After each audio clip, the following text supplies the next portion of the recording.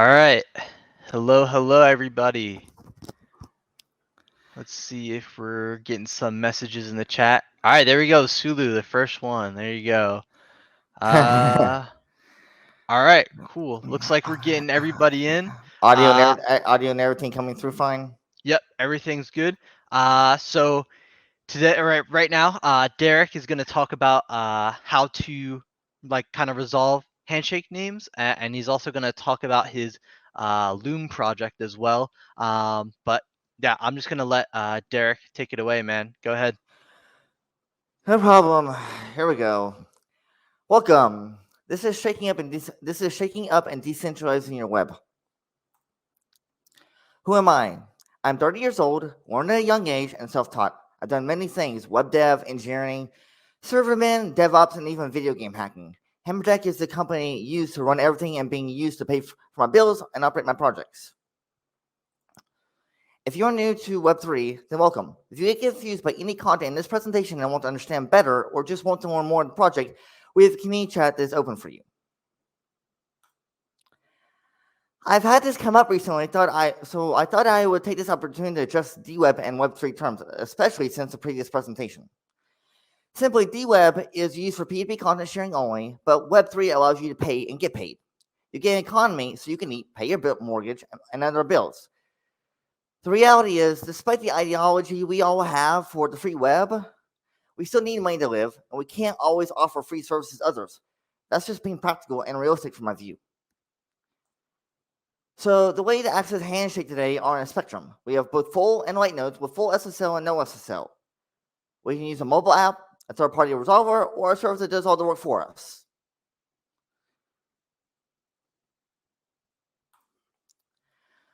A full node is the full 9 yards. You get the best security and contribute back to the network. You get SSL support with Dane.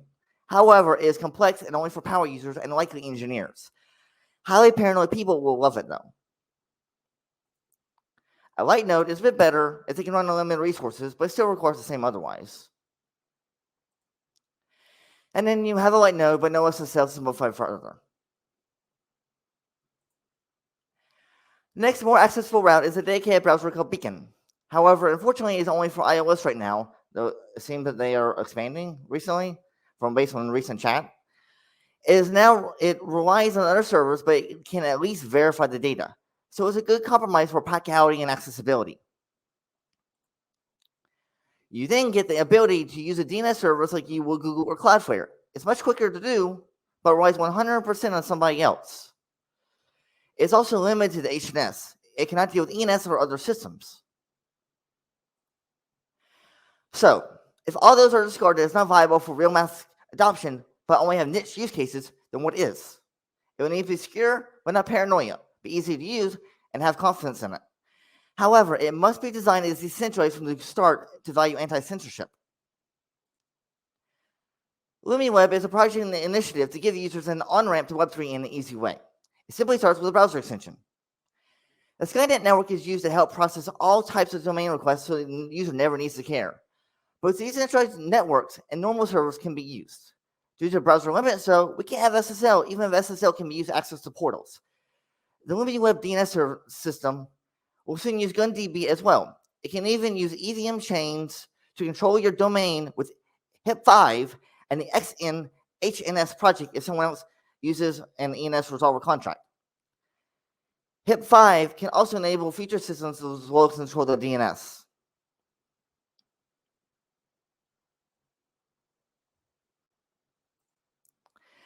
To break down how this works, the extension uses GunDB to request all trusted peers to make a query.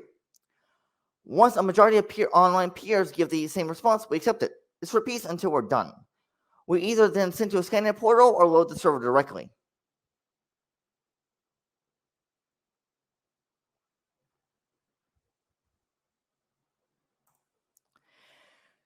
This design means the Skynet grows, so does the DNS security and processing effort/cost for Web3. We only use peers we can trust. Data is verified due to the majority of same responses, can be further integrated with other systems, and the resolver is a library and Node.js package. Portability.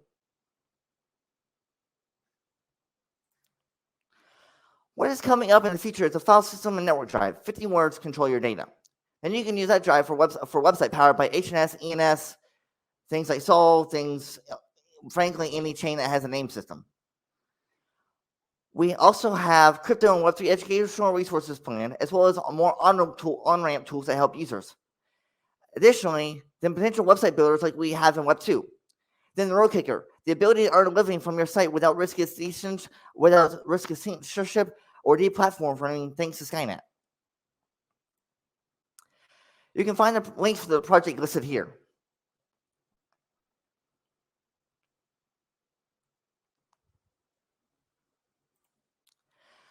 Loom Web is unique in that Loom Web is unique in that it is a large-scale project being created without any millions of USD from a VC. It's a grassroots project holding to the ideals of Web3. It will live or die based on the community support. We're currently at Gitcoin funds matching round, so if you want to see it succeed, please donate and share. We'll now go over a demo to see the Ascension basics in action.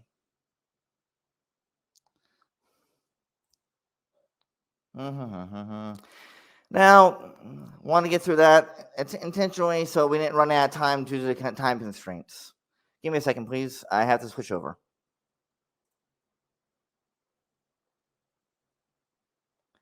Did I cut out at any point during that time?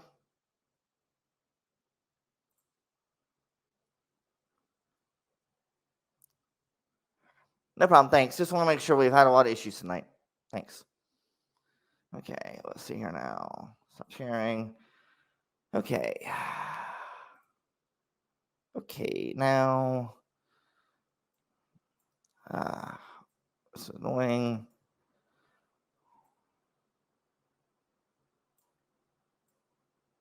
Okay, good. Making good time.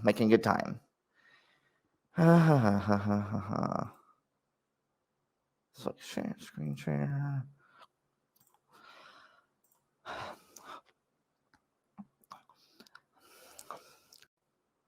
Okay, so the first thing you'll notice is this is a virtual machine. It's a Windows Edge VM.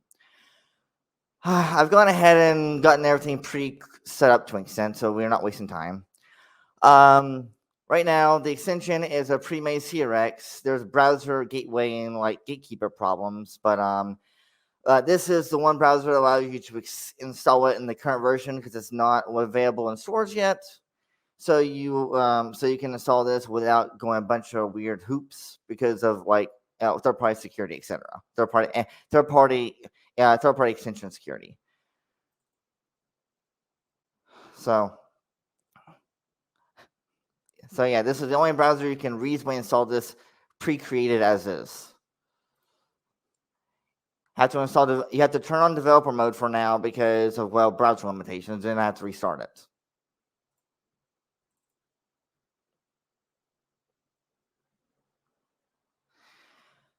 Funny, yes, hammer time. Not the first time I've heard that. Not the last. Okay. But thanks for at least somebody coming up with that one. I'm somewhat surprised. I somewhat should not be surprised that somebody thought about that. It's been a long time since someone's made that joke. Okay. Okay, so we have this. Well, it's pretty simple.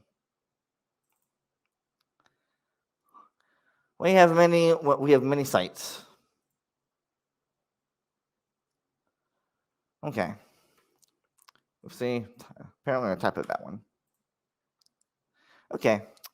So we're just going to go through these sites so you guys can see just this in principle, and practicality.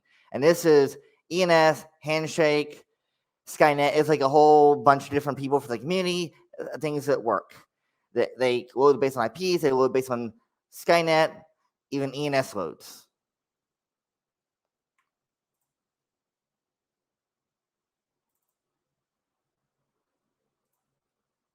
Okay.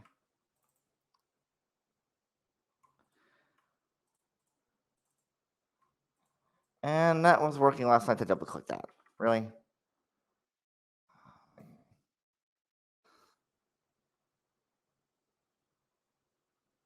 So hopefully I'll be able to double click these to rapidly do this.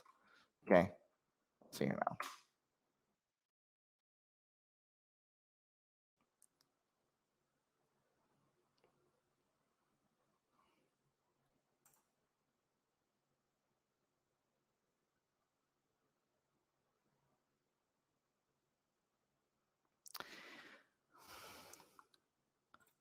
Conference website, fully loaded on a Handshake conference using Skynet and, well, in the future, peer-to-peer technologies.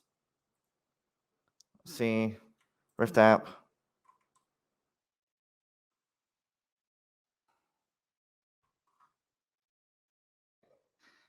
I'm gonna have to copy and paste some of these. That's annoying. Okay, let's see here now.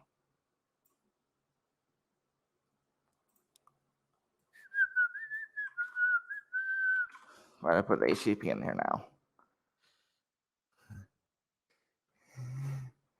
Okay. This is Rift app. Some people may know it. It takes a bit to load right now due to a little quirk. It should load in a second at least. This is from a developer. In Handshake in the Skynet ecosystem.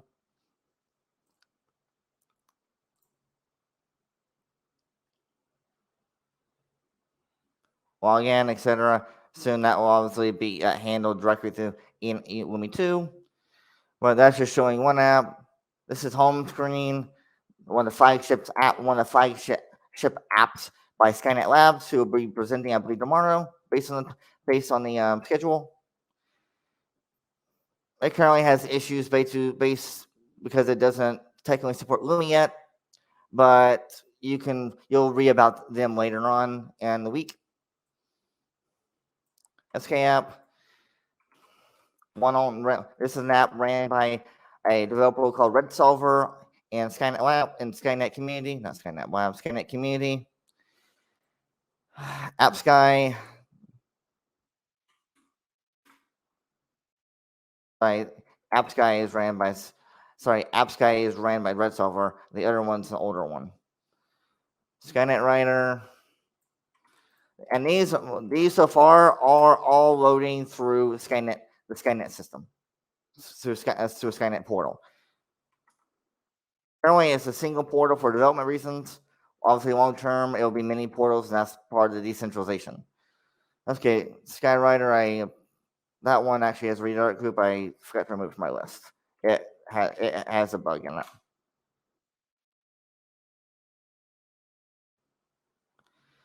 Sky Gallery, for some reason, tends like to redirect to its non Lumi version. But yeah, don't have an answer to that one yet. Sky Profile.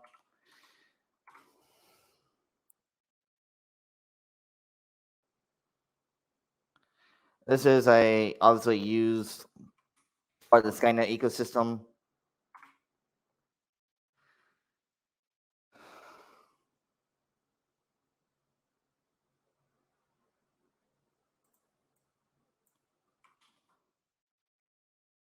Yeah, that one. Forgot about that.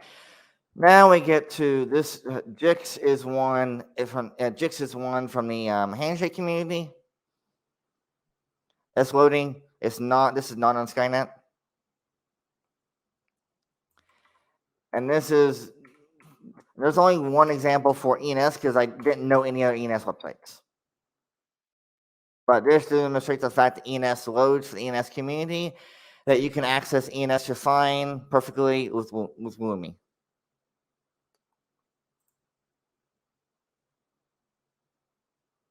Etc. etc. ENS works, and that's using and that is using obviously IPFS. Main base. Welcome. That name base loads perfectly fine.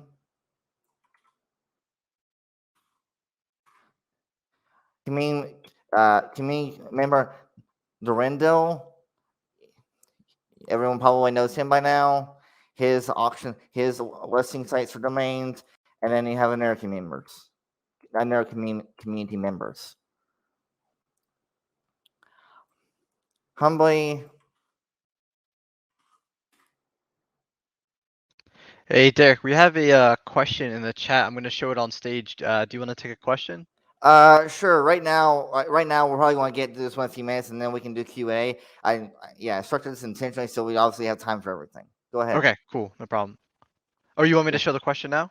Well, yeah, I mean, I can talk while doing this because Oh, okay. This is what I'm showing. Like the fact that every single thing we expect to work on the web from every single major ecosystem or community or tribe, if you want to refer to it as, works. Understand? And Yep. that's the point. Every single thing you're used to using works in one way or another. And that's the point of this. People should be able to get onto the Web3, without having to care. Right. And Bird is asking, is Loom Web is it the same as D-Links? If I remember correctly, D-Links use a centralized DNS server. No, this is actually using many different connections. Right now, effectively in the long term, it will.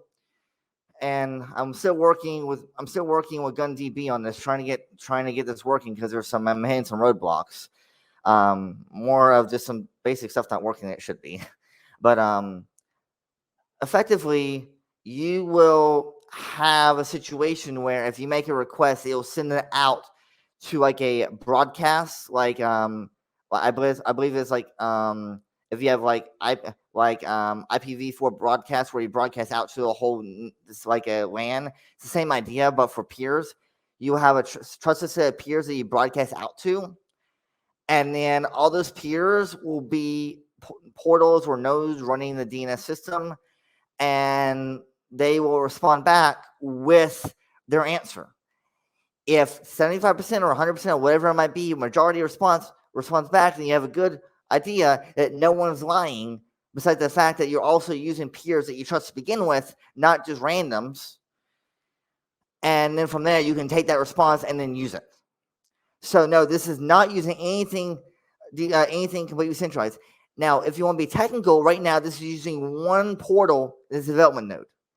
That's obviously for prototype reasons. In the long term, as things evolve, just like Handshake, this will be decentralized. There'll be 100 or 200 or 1,000 nodes or more, and then you'll have a decentralized means of communicating and making sure you have the names, making sure that everything is actually legitimate and that you're not relying on central service. Now, you could use D-Links, I believe, because if D-Links is using a centralized DNS server, you're pointing to there, then you probably could use this with that because it will look it up normally and load it. The only thing that wants to be supported is DNS mainly. That's because of the fact that issues where the resolver would need to be supported by the browser itself, and the browser would need to be able to support going to as many blockchains as Lumi does itself, and that uses Pocket Network as well.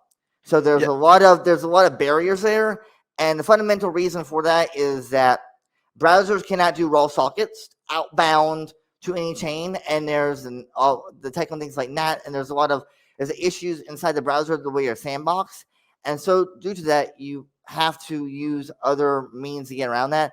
Fingertip doesn't have that problem because it has full system access. The browser doesn't, so you're limited by that. So the only way you can do it is engineer around it and make it still easy for people to pick up while having a reasonable decentralized security and reasonable convenience. People should be able to just click go and be done with it and not have to worry about it. That is the repeating problem I see in Web3 and crypto as a whole. And that is what I'm aiming to solve. Continuing on.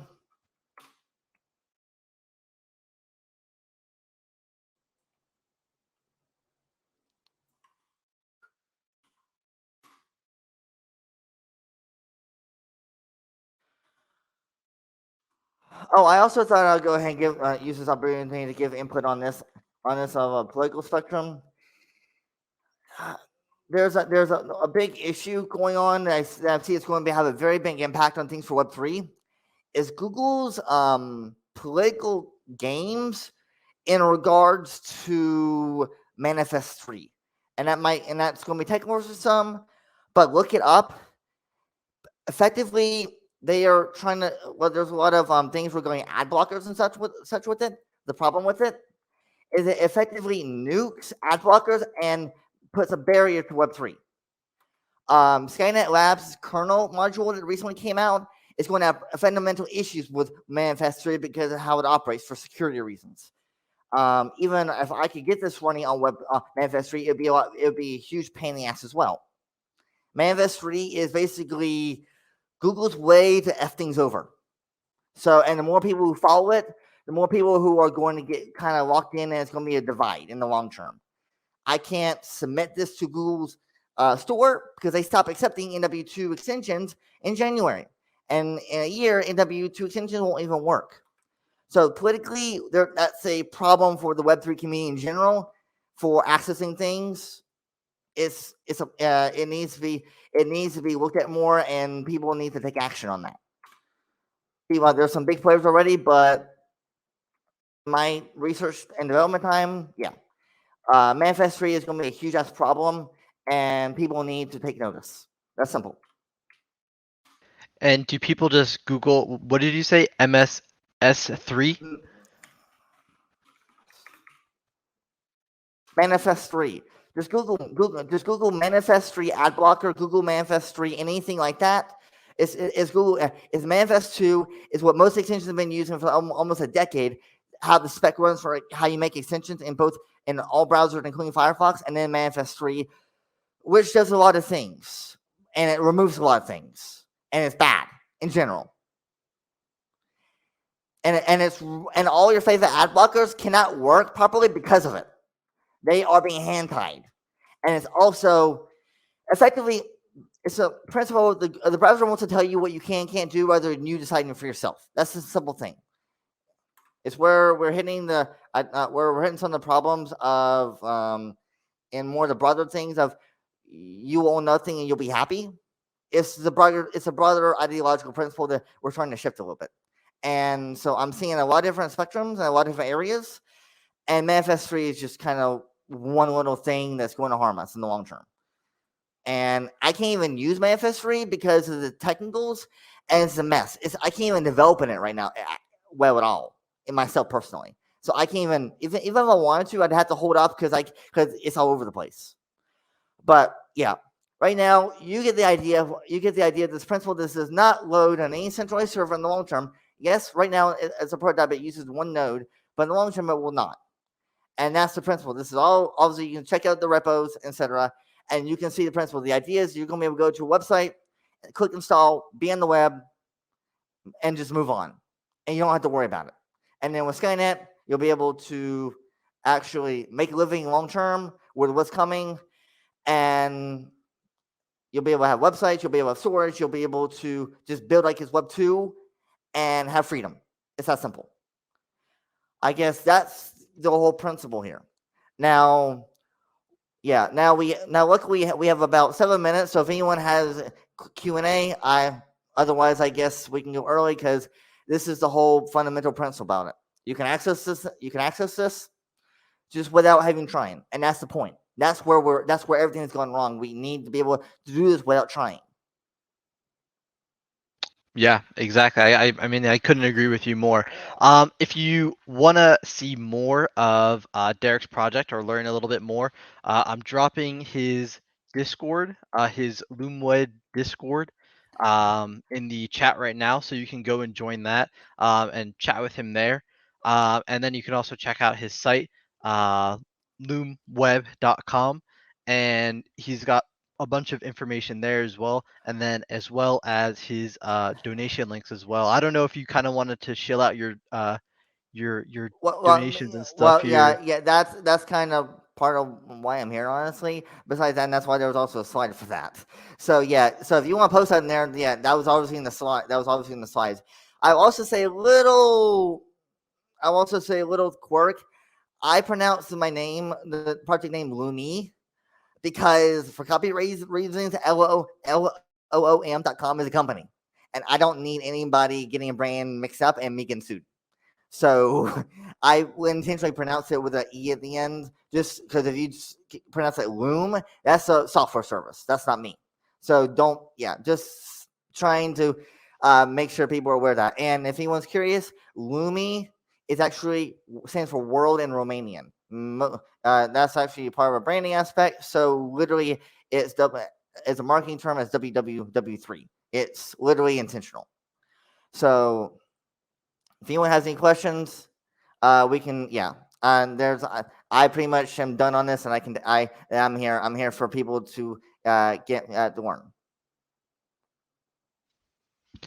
Yeah. If anybody has any questions, we still got about 5 minutes left in this set, or a couple minutes left. If there's any kind of last minute questions that you wanted to ask Derek about anything related to his project or his opinions on anything about the decentralized internet. Yeah, during the web project website lays out things out pretty much done. I'm doing things differently for intentional reason, and the website makes all that pretty clear. So you read it, you'll understand it. If you agree, you can support it, and you can try and obviously be a part of it. I'm in the Handshake Discord as well, and Fistful has graciously put its own channel in there. So community wise, I'm always around, and I'm going to be available for anyone, pretty much anyone in my questions this year.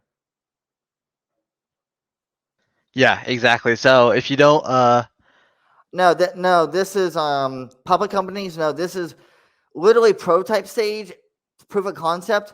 The goal here is to get this out so you can go to different web browsers that will support NW2, and that is not Google, and any browser, and basically any browser, any Chrome-based browser that has its own store will be able to support this, because of the fact that they will generally accept things that are not NW3. They will accept NW2, and that's the point. I cannot submit anything that's NW2 to Google directly anymore. So this will eventually be in stores, and you'll be able to go to web3extension.com and install and move on. And that's the point. And then support the federal portals that come up in the community, et cetera, et cetera. But we're one step at a time. This is early stage. I'm trying to get this done. I'm trying to get this out there. And I'm trying to do things differently than what the whole other market is doing, because I see what everybody's doing wrong. And some people have good intentions, but it's not being done right. And that's why I'm doing things in a grassroots donations than any other approach on a financial basis. And I'm making sure that in the ideology, we're decentralized first, as much as practical, while also being easy to use, because you have two different extremes there, and that's been the hugest issue. And that comes from my experience as a consultant. You need to have it easy to use, but you also cannot just have everyone have a tinfoil hat, put on their full node, and expecting the right sky be falling. It just doesn't happen.